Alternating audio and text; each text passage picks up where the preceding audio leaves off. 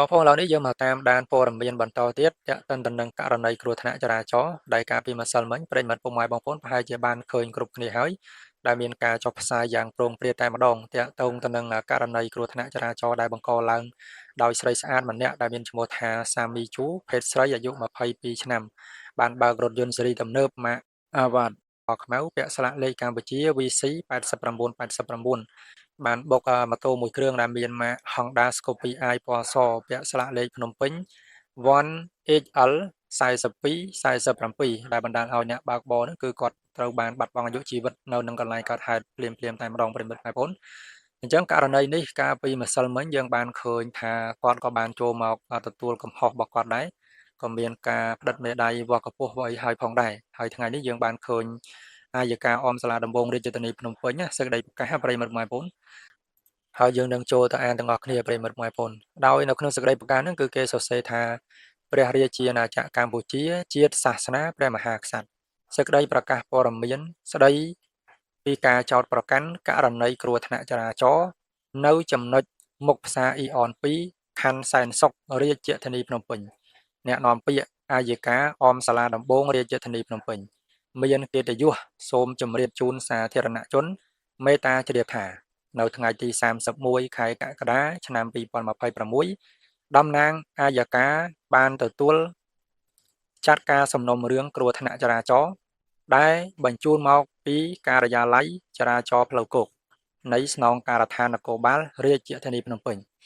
ក្រោយពីបានពិនិត្យលើរបាយការណ៍របស់ការិយាល័យចរាចរណ៍ផ្លូវគោកឃើញថានៅថ្ងៃទី28ខែកក្កដាឆ្នាំ2026វេលាម៉ោង23:21នាទីនៅចំណុចមុខផ្សារអ៊ីអន2លើផ្លូវលេខ1003ភូមិបន្លាស្អិតសង្កាត់ក្មួយខណ្ឌសែនសុខរាជធានីភ្នំពេញមានករណីគ្រោះថ្នាក់ចរាចរណ៍រវាងរថយន្តម៉ាក Avatar 11ពណ៌ខ្មៅពាក់ស្លាកលេខកម្ពុជា VC 8989បើកបរដោយឈ្មោះសាមីជូភេទស្រីអាយុ27ឆ្នាំលុះបើកមកដល់ចំណុចកើតហេតុខាងលើបានបើកបររេមកឆ្វេងចូលចំណែកផ្លូវនៃយានម្ខាងទៀតប្រវែង 1.90 ម៉ែត្រក៏បុកជាមួយនឹងម៉ូតូមួយគ្រឿងម៉ាក Honda Scoopy i ពណ៌សពាក់ស្លាកលេខភ្នំពេញ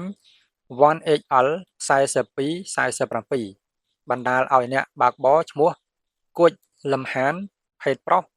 អាយុ35ឆ្នាំស្លាប់នឹងកន្លែងកើតហេតុរួចអ្នកបើកបររថយន្តបានគេចចេញពីកន្លែងកើតហេតុបន្ទាប់មកនៅថ្ងៃទី30ខែកក្កដាឆ្នាំ2026វេលាម៉ោង 14:10 នាទី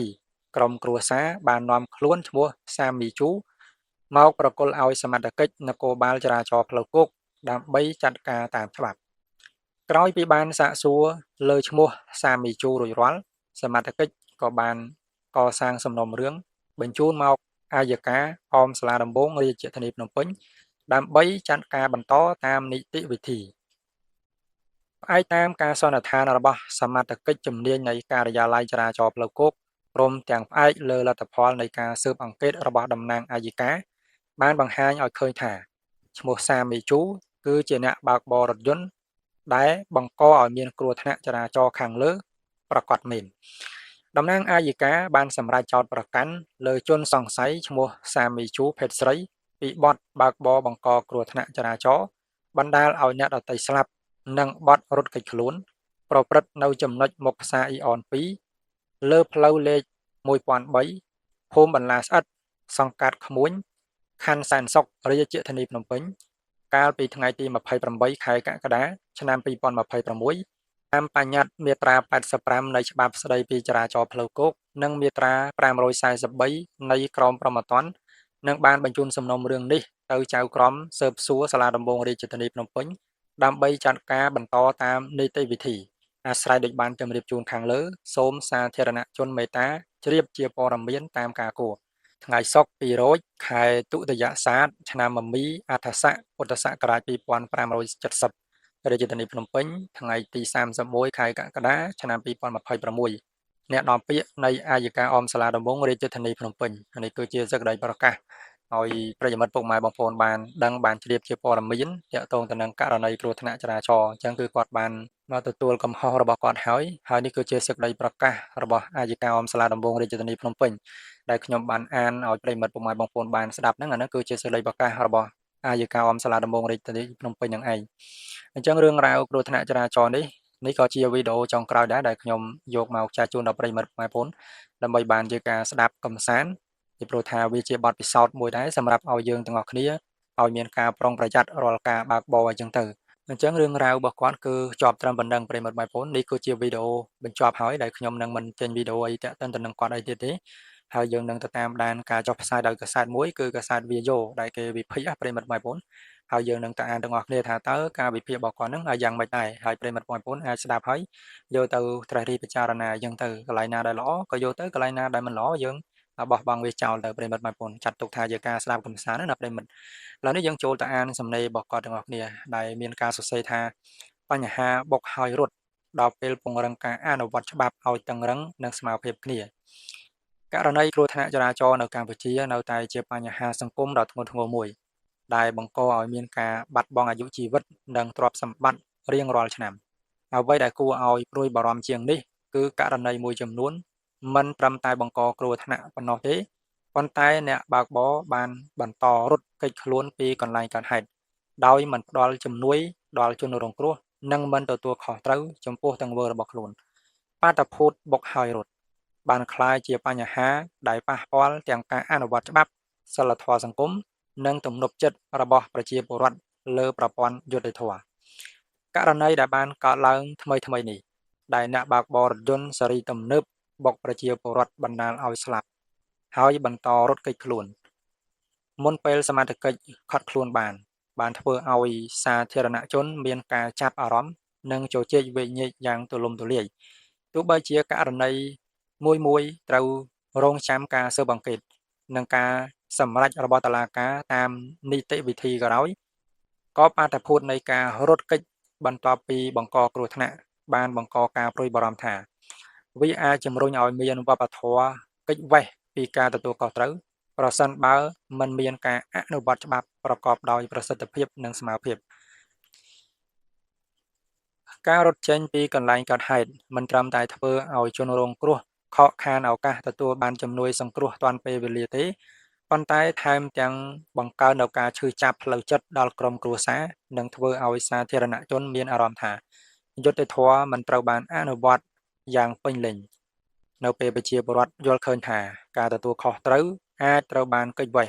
ឬការអនុវត្តច្បាប់មិនមានស្តង់ដារដូចគ្នាទំនុកចិត្តលើស្ថាប័នយុត្តិធម៌ក៏អាចរងផលប៉ះពាល់ផងដែរដើម្បីកាត់បន្ថយនិងទប់ស្កាត់បាតុភូតនេះការពង្រឹងការអនុវត្តច្បាប់គួរតែត្រូវបានពិចារណាលើចំណុចសំខាន់មួយចំនួនដោយខាងក្រោមយ៉ាងនេះគឺជាការសរសេររៀបរាប់របស់កាសែតនឹងតែម្ដងដោយទី1គឺគេសរសេរថាទី1គួរពិនិត្យលទ្ធភាពពង្រឹងទណ្ឌកម្មចំពោះអ្នកដែលបង្កគ្រោះថ្នាក់ធ្ងន់ធ្ងរហើយមានចេតនារត់គេចពីកន្លែងកើតហេតុការរត់គេចអាចត្រូវបានចាត់ទុកថាជាទង្វើដាច់ដោយឡែកដែលគួរតែទទួលខុសត្រូវតាមច្បាប់ប្រសិនបើច្បាប់កំណត់ដូច្នេះការកំណត់ទណ្ឌកម្មឲ្យមានប្រសិទ្ធភាពគួរផ្អែកលើគោលការណ៍នីតិរដ្ឋនិងឆ្លោះបញ្ចាំងពីទំហំទំនួលខុសត្រូវរបស់ជនល្មើសទី2គោលការណ៍សមភាពចំពោះមុខច្បាប់ត្រូវតែអនុវត្តដោយមិនមានការរើសអើងមិនថាជាអ្នកមានទ្រព្យសម្បត្តិអ្នកមានអំណាចឬប្រជាពលរដ្ឋទូទៅទេការស៊ើបអង្កេតការចោទប្រកាន់និងការកាត់សេចក្តីគួរតែអនុវត្តស្របតាមច្បាប់និងភ័ស្តុតាងដោយគ្មានការលើកលែងនេះគឺជាមូលដ្ឋានសំខាន់នៃនីតិរដ្ឋនិងជាកត្តាជំរុញទំនុកចិត្តរបស់សាធារណជនមកលើអាជ្ញាធរប្រព័ន្ធយុត្តិធម៌និងរដ្ឋាភិបាលទី3ការជួយលាក់បាំងឬក៏សំគំនិតជាមួយជនបង្កក៏ត្រូវតែស៊ើបអង្កេតនិងចាត់វិធានការតាមច្បាប់ប្រសិនបើមានភស្តុតាងគ្រប់គ្រាន់មិនថាបុគ្គលធម្មតាឬក៏មន្ត្រីមានសមត្ថកិច្ចនោះទេការជួយឲ្យជនល្មើសគេចផុតពីការទទួលខុសត្រូវអាចប៉ះពាល់ដល់ប្រសិទ្ធភាពនៃការអនុវត្តច្បាប់និងជំនឿរបស់សង្គមចំពោះប្រព័ន្ធយុត្តិធម៌ទន្ទឹមនឹងនេះក៏គួរតែយកចិត្តទុកដាក់លើបញ្ហាអំពើហិង្សានៅកន្លែងកើតហេតុផងដែរ ជាក់ស្ដែងមានករណីខ្លះដែលអ្នកបង្កគ្រោះថ្នាក់អះអាងថាភ័យខ្លាចការវាយប្រហារពីហ្វូងមនុស្សទោះបីជាយ៉ាងណាក៏ដោយក៏ការភ័យខ្លាចបែបនេះមិនគួរត្រូវបានប្រើជាហេតុផលដើម្បីគេចវេះពីការទទួលខុសត្រូវនោះទេផ្ទុយទៅវិញអាជ្ញាធរគួរតែមានសមត្ថភាពធានាសុវត្ថិភាពចំពោះជនរងគ្រោះអ្នកបង្កនិងសាធារណជនព្រមទាំងចាត់វិធានការចំពោះអ្នកប្រើអំពើហិង្សាដោយខុសច្បាប់ដើម្បីឲ្យការដោះស្រាយវិវាទប្រព្រឹត្តទៅតាមនីតិវិធីមិនមែនតាមអារម្មណ៍ឬការសងសឹកឡើយលើសពីការពង្រឹងការអនុវត្តច្បាប់ការបណ្ដុះស្មារតីទទួលខុសត្រូវរបស់អ្នកបើកបរក៏មានសារៈសំខាន់ដូចគ្នាដែរការគោរពច្បាប់ចរាចរណ៍ការយល់ដឹងពីតម្លៃជីវិតមនុស្សនិងការមិនកិច្ចវេះពីការទទួលខុសត្រូវគឺជាមូលដ្ឋាននៃវប្បធម៌ចរាចរណ៍ប្រកបដោយសុវត្ថិភាពជារួមបញ្ហាបុកហើយរត់មិនមែនជាបញ្ហារបស់បុគ្គលម្នាក់ឬករណីណាមួយប៉ុណ្ណោះទេប៉ុន្តែជាបញ្ហាដែលទាមទារការឆ្លើយតបជាប្រព័ន្ធការអនុវត្តច្បាប់ឲ្យបានតឹងរ៉ឹងស្មារភាពនិងតម្លាភាពគួបផ្សំនឹងការលើកលើកកម្ពស់សីលធម៌គុណធម៌និងទំនួលខុសត្រូវរបស់អ្នកប្រើប្រាស់ផ្លូវគឺជាកត្តាសំខាន់នៅក្នុងការកាត់បន្ថយបាតុភូតនេះនិងពង្រឹងជំនឿទុកចិត្តរបស់ប្រជាពលរដ្ឋលើប្រព័ន្ធយុត្តិធម៌មានតែការអនុវត្តនីតិវិធីដោយគ្មានការលើកលែងនិងការចូលរួមពីគ្រប់ភាគីប៉ុណ្ណោះទើបអាចជួយកសាងសង្គមដែលមានសុវត្ថិភាពយុត្តិធម៌និងការទទួលខុសត្រូវពិតប្រាកដបានដោយលោកបណ្ឌិតឈុតប៊ុនថងអ្នកជំនាញទស្សនវិជ្ជានិងសមាជិកបម្រុងនៃរាជបណ្ឌិតសភាកម្ពុជាចឹងនេះគឺជាការរៀបរាប់របស់គាត់ដែលគាត់លើកប្រមាណជា3ចំណុចប្រិមិត្តបងប្អូនទៅតាមស្ដាប់ខាងលើទៅគឺខ្ញុំបានអានទាំងស្រុងហើយខ្ញុំមិនបានបញ្ចេញបញ្ចូលអីវែងឆ្ងាយទេឲ្យប្រិមិត្តបងប្អូនស្ដាប់ហើយត្រូវរីពិចារណាទាំងអស់គ្នាទៅដោយសារតែរឿងករណីនេះដោយខ្ញុំនិយាយពីខាងដើមវីដេអូឬក៏វីដេអូខ្ញុំវគ្គមុនអញ្ចឹងគឺខ្ញុំបាននិយាយឲ្យថារឿងគ្រោះថ្នាក់ចរាចរណ៍ហ្នឹងគឺគ្មានអ្នកណាគេចង់ឲ្យវាកើតឡើងទេទាំងអ្នកមានក៏ដូចគ្នាទាំងអ្នកក្រក៏ដូចគ្នាគឺគ្មានអ្នកណាគេចង់ឲ្យកើតឡើងទេគ្មានអ្នកណាគេចង់បង្កើតទុកឲ្យខ្លួនឯងទេមិនមែនថានៅសុកវ័យដែលកំពុងតែពេញស្អាតវ័យដែលកំពុងតែធ្វើអាជីវកម្មវ័យដែលកំពុងតែពេញរស់ស៊ីវ័យដែលកំពុងតែមានស្នេហាណាប្រិមិត្តម៉ែបងប្អូនវ័យបើយើងនិយាយឲ្យចំទៅថាវ័យកំពុងតែពេញសបាយប្រិមិត្តម៉ែបងប្អូនវ័យដែលកំពុងតែពេញចាយសម្រស់ប៉ុន្តែបែរទៅជាចង់បង្កើតទុកឲ្យខ្លួនឯងគឺអត់មានទេប្រិមិត្តម៉ែបងប្អូនបានន័យថាទាំងអ្នកមានក្តីទាំងអ្នកក្រក្តីគឺគ្មានអ្នកណាគេចង់ជួបបញ្ហានឹងទេប្រិមិត្តម៉ែបងប្អូននិយាយឲ្យងាយស្ដាប់ណាថាគ្មានអ្នកណាគេចង់ជួបបញ្ហានឹងទេ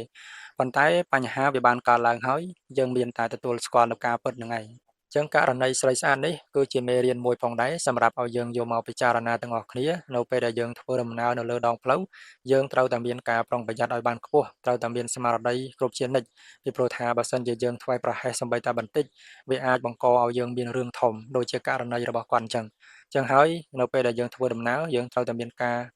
ប្រុងប្រយ័ត្នឲ្យបានខ្ពស់ហើយមានការគោរពសិទ្ធិគ្នាទៅវិញទៅមកទាំងរថយន្តទាំងម៉ូតូទាំងអ្នកធ្វើដំណើរនៅលើដងផ្លូវទាំងអស់កាលណាដែលយើងគោរពគ្នាទៅវិញទៅមកគឺយើងបានសេចក្តីសុខទាំងអស់គ្នាហើយគោលដៅដែលយើងធ្វើដំណើរចង់ទៅក៏យើងបានទៅដល់គោលដៅរបស់យើងរៀងខ្លួន